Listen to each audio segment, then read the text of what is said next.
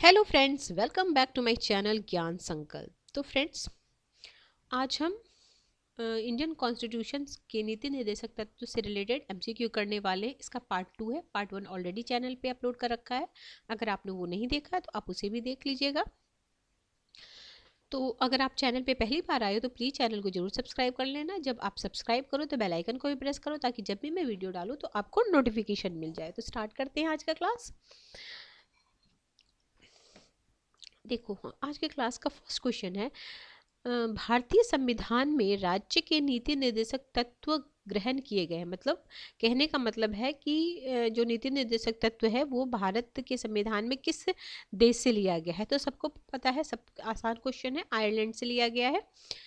Option number B is the right answer. Next question है, राज्य के नीति निर्देशक तत्वों का उल्लेख भारतीय संविधान के किस भाग में है। तो भाग 4 में है, भाग 3 में है आपको, भाग 1 में है आपको संघ राज्य क्षेत्र, 2 में है नागरिकता, 3 में मौलिक अधिकार और 4 में है आपको नीति निर्देशक तत्व। 4 के क में कर्तव्य है, मौलिक कर्तव्य है। फिर है, जैसे मैंने अपने चैनल पे काफ़ी सारे जो भाग है संविधान भी काफ़ी सारे करा रखे हैं। अगर आपने नहीं देखा तो आप उसे भी फॉलो कर सकते हैं। इसके साथ ही साथ मैं अभी यूथ पब्लिकेशन के एग्जाम पॉइंटर से इंडियन कॉन्स्टिट्यूशन का कंप्लीट रिवीजन भी करा रही हूँ। काफ़ी सारी वीडियो जा चुकी है, प्लेलिस्ट बना हुआ है, आप उसे देख के काफ़ी आपको हेल्प मिलेगा इंडियन कॉन्स्टिट्यूशन को कवर करने में। अगला क्वेश्चन है, भारतीय संविधान के किस अनुच्छेद में राज्य के नीति निर्देशक तत्वों का उल्लेख किया गया है। तो आर्टिकल 36 से लेकर 51 तक आपको नीति निर्देशक तत्वों का उल्लेख किया गया है। अगला है, संविधान का वो कौन सा भाग है जो संविधान निर्माताओं के मस्तिष्क और उद्देश्यों का प्रतिबिंब है। ऑप्शन है मौलिक अधिकार, ऑप्शन बी है संविधान की प्रस्तावना, ऑप्शन सी है राज्य के नीति निर्देशक तत्व और डी है भारतीय नागरिकता। तो option C is the right answer.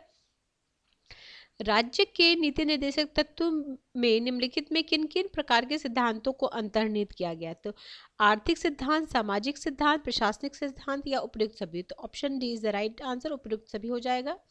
अगला है, भारतीय संविधान में राज्य के नीति निर्देशक सिद्धांतों को शामिल करने के पीछे का मुख्य उद्देश्य क्या था। तो कल्याणकारी राज्य की स्थापना इसका मुख्य उद्देश्य था। Option A is the right answer. Next question पे चलते हैं।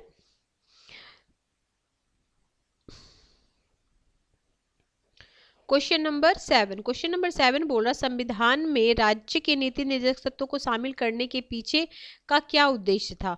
ऑप्शन है राजनीतिक लोकतंत्र की स्थापना, सामाजिक लोकतंत्र की स्थापना, सामाजिक और आर्थिक लोकतंत्र की स्थापना और गांधी आदर्शों के अनुरूप लोकतंत्र की स्थापना। तो इसका हो जाएगा आपको सामाजिक और आर्थिक लोकतंत्र की स्थापना, ऑप्शन सी।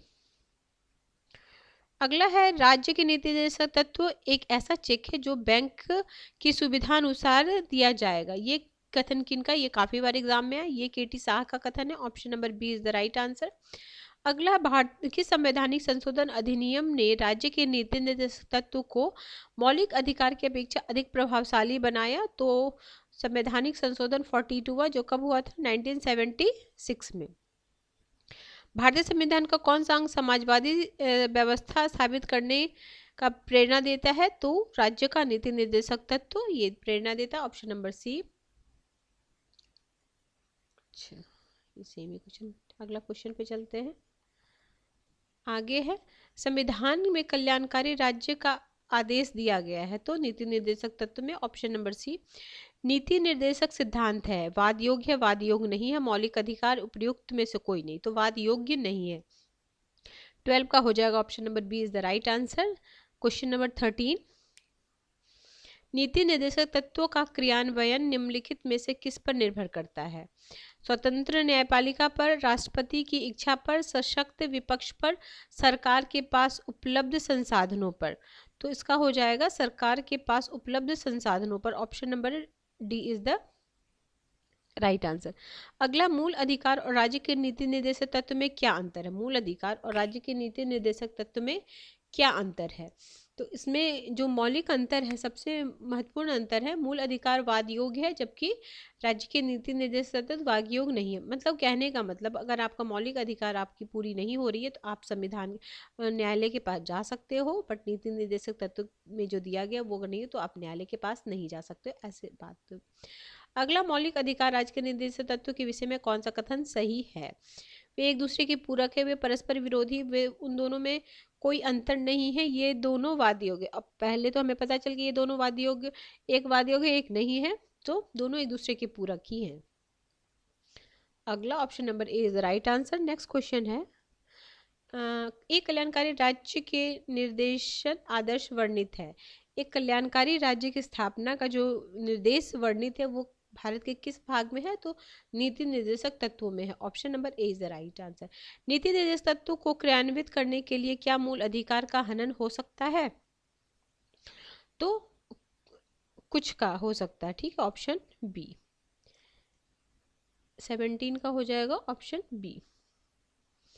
अगला है, ये मैं आपको लूसेंट से करा रही हूँ, ठीक है, इससे पहले मैंने घटना चक्र से करा रखा है।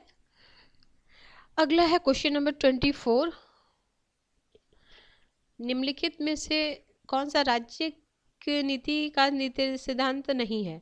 अंतर्राष्ट्रीय शांति को प्रोत्साहन, 14 वर्ष के बच्चों को निःशुल्क अनिवार्य शिक्षा प्रदान करना, गौवध निषेध, निजी संपत्ति की समाप्ति। तो इसमें हो जाएगा ऑप्शन नंबर डी। अगला है, राज्य के नीति निर्देशक तत्व नहीं है। वैज्ञानिक मनोभाव का विकास, पोषाहार के स्तर को ऊपर उठाना, कमजोर श्रेणी के आर्थिक हित को बढ़ाने का, और कार्यपालिका से न्यायपालिका को अलग करना। तो ये पूछा जा रहा कि कौन सा नहीं है, तो ये हो जाएगा ये ऑप्शन नंबर ए, ये वैज्ञानिक मनोभाव वाला option number A is the right answer. अगला है, राज्य के नीति निर्देशक तत्व में क्या शामिल है जो मूल अधिकार में नहीं है? अस्पृश्यता का उन्मूलन, आने जाने की स्वतंत्रता, धर्म की स्वतंत्रता, कुटीर उद्योगों को प्रोत्साहन। ठीक है, तो क्या है जो राज्य के नीति में शामिल है जो मूल अधिकार में नहीं है? तो वो है कुटीर उद्योगों को प्रोत्साहन, ऑप्शन नंबर डी। किसी नीति निर्देशक सिद्धांत को प्राय समाजवादी माना जाता है। ठीक है, तो ऑप्शन है ग्राम पंचायतों की स्थापना, ऑप्शन बी है गौवध पर प्रतिबंध, अंतर्राष्ट्रीय शांति एवं सुरक्षा को प्रोत्साहन, आय की असमानता को कम से कम करना। तो ऑप्शन ए। अगला है, निम्नलिखित निर्देशक सिद्धांतों में से वह सिद्धांत कौन सा है जिसे गांधीवादी सिद्धांत कहा जाता है? तो उसमें श्रमिकों और बच्चों का संरक्षण, स्वशासन के प्रभावी एकलों के रूप में ग्राम पंचायत का गठन, यही हो जाएगा option number B is the right answer. अगला है, नीति निर्देशक तत्व का महत्व किसके लिए है? तो राज्य के लिए है, ऑप्शन नंबर बी। भारत के किस राज्य में समान नागरिक संहिता लागू हुआ है? तो ये गोवा में, ऑप्शन नंबर डी। अगला है 31 राज्य के निर्देश सिद्धांत के अनुसार किस आयु तक के बच्चों को निःशुल्क और अनिवार्य शिक्षा देने का है? तो 14 वर्ष, 31 का ए। क्वेश्चन नंबर 32, भारतीय संविधान का कौन सा संशोधन द्वारा टकराव की दशा में राज्य के निर्देश तत्व को मूल अधिकार पर वरीयता दी गई? अभी ऊपर भी हम लोग क्वेश्चन किया था, तो ये हो जाएगा ऑप्शन नंबर बी। ठीक है, 42 ऑप्शन नंबर बी। अगला,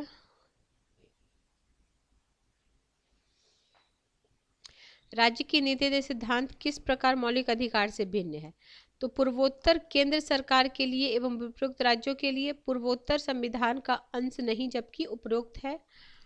राज्य के निर्देश सिद्धांत परिवर्तनीय नहीं है जबकि मूल अधिकार परिवर्तनीय है। तो 32 का आपका हो जाएगा ये ऑप्शन नंबर सी। 33 हमने कर लिया, 32 का बी हो जाएगा। 34, भारतीय संविधान के अंदर कल्याणकारी राज्य की अवधारणा निम्नलिखित में से किस अनुच्छेद में वर्णित किया गया है? तो ये वर्णित किया गया है 38 में, 38 अनुच्छेद में। ये मैंने शॉर्ट्स के थ्रू भी आपको दे दूंगी नीति निर्देशक तत्व, ताकि कई बार आप देखें क्योंकि इसके आर्टिकल से भी क्वेश्चन पूछते हैं। आपने अगर किसी भी एग्जाम की तैयारी करें, अगर प्रीवियस ईयर का क्वेश्चन देखा होगा तो नीति निर्देशक तत्व के आर्टिकल से क्वेश्चन आते हैं, और आपको एक एक आर्टिकल आपको पता होनी चाहिए। और इसके लिए क्या है, आप कई बार उस आर्टिकल को पढ़ोगे तो अच्छे से याद हो जाएगा। तो इसके लिए आपको मल्टीपल टाइम रिवीजन करना पड़ेगा। अगला है समान न्याय और निःशुल्क विधिक सहायता का प्रावधान संविधान के किस अनुच्छेद में दिया गया है? तो ये अनुच्छेद 39 का ए, ऑप्शन नंबर बी। अगला, भारतीय संविधान के निम्नलिखित अनुच्छेदों में कौन सा अनुच्छेद राज्य सरकार को ग्राम पंचायत को गठित करने का निर्देश देता है? तो आर्टिकल 40। भारतीय नागरिक के लिए समान और विधिक संहिता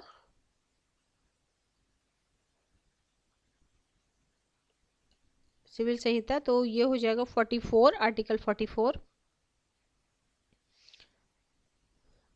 संविधान के किस अनुच्छेद में न्यायपालिका कार्यपालिका से पृथककरण का उल्लेख है? तो न्यायपालिका और कार्यपालिका के पृथककरण का जो उल्लेख है वो है आर्टिकल 50।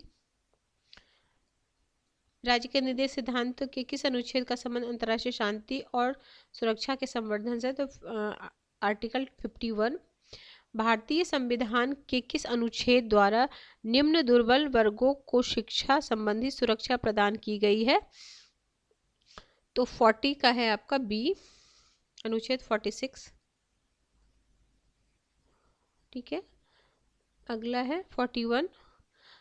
काम करने के अधिकार को राज्य के नीति निर्देश तत्वों में निम्नलिखित में से किस अनुच्छेद के अंतर्गत रखा गया है? तो ये रखा गया है 41 में। अब ये हमें मैच करना, 40 है, 41, 44, 48। तो 40 है हमारा ग्राम, ठीक है, काम करने का नागरिक समान नागरिक संहिता और कृषि, तो ये 1 2 3 4 option A is the right answer. 43। निम्नलिखित में से कौन सा राज्य के नीति निर्देश तत्वों में शामिल है? राज्य के नीति निर्देश तत्व में क्या शामिल है? तो मादक पेय और स्वास्थ्य के लिए हानिकारक औषधि और प्रयोजन का उपयोग का प्रतिषेध, ऑप्शन ये। मानव और बलात्कार ये तो फंडामेंटल राइट्स में है, तो ऑप्शन सेकंड केवल हो जाएगा। ठीक है, आगे चलते हैं। हमारे 43 हो गए। 44, निम्नलिखित कथनों पर विचार कीजिए। भारत के संविधान में पुरुषों तथा महिलाओं द्वारा समान कार्य के लिए समान वेतन को बढ़ाने के लिए कोई उपबंध नहीं है। भारतीय संविधान के पिछड़े वर्गों को परिभाषित नहीं किया गया है, तो इसमें हो जाएगा केवल 2। ठीक है, पहला वाला तो सही, ठीक है, ऑप्शन सही नहीं है ना, दिया गया है ना ऑप्शन, केवल ये सही हो जाएगा। ठीक है, सेकंड वाला, निम्न में से कौन सा राज्य के नीति सिद्धांत में सम्मिलित नहीं है? मद्य निषेध, समान कार्य हेतु समान वेतन, सूचना का अधिकार। तो सूचना का अधिकार हमारा उसमें क्या नाम है, इसमें नहीं दिया गया है नीति निर्देशक तत्व में, तो यही हो जाएगा। निम्नलिखित में से कौन सा संविधान के 42वें संवैधानिक संशोधन द्वारा नीति निर्देशक तत्व में नहीं जोड़ा गया? मतलब बाकी आपका जोड़ा गया है, कौन एक नहीं जोड़ा गया है, ये पूछा जा रहा है आपसे। तो सभी नागरिकों के लिए समान आचार संहिता, ऑप्शन सी। ठीक है, अगला है, भारत के कल्याणकारी राज्य होने का विचार पाया गया है किसमें? नीति निर्देशक तत्व भारत, तो दोनों हो जाएगा। 47 का हो जाएगा आपका ए और सी दोनों, प्रस्तावना भी हो जाएगा, अगर दोनों दिया हुआ तो ये हो जाएगा। भारतीय संविधान में प्रतिष्ठापित राज्य के नीति निर्देश तत्वों के अंतर्गत निम्नलिखित प्रावधानों पर विचार कीजिए। जो प्रावधान दिए गए उस पर विचार करना है हमें। पहला प्रावधान है भारतीय नागरिकों के लिए समान नागरिक संहिता सुरक्षा करना, ग्राम पंचायत का गठन, ग्रामीण क्षेत्रों में कुटीर उद्योग को प्रोत्साहन, सभी कर्मियों को यथोचित अवकाश तथा सांस्कृतिक अवसर सुरक्षा। तो 48 का हो जाएगा ये सेकेंड और थर्ड।